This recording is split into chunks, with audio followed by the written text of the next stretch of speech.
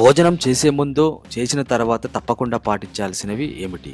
ప్రతిరోజు మనం భోజనం చేస్తుంటాం కానీ చాలామంది చేసే భోజనం సమయానికి చేస్తున్నామా లేదా అనే విషయాలను పక్కన పెట్టి వారికి నచ్చిన సమయంలో భోజనం చేస్తుంటారు.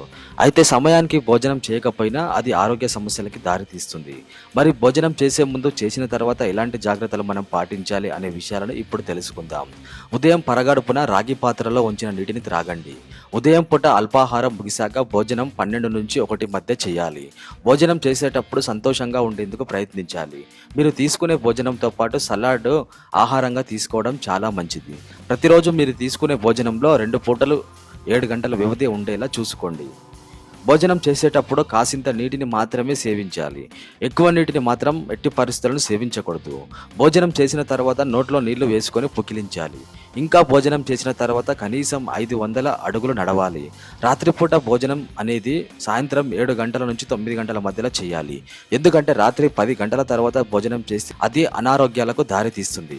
రాత్రి పడుకునే ముందు పాలు తాగడం మంచిది. మీరు నిద్రపోవడానికి 2 గంటల ముందు భోజనం తీసుకోవాలి.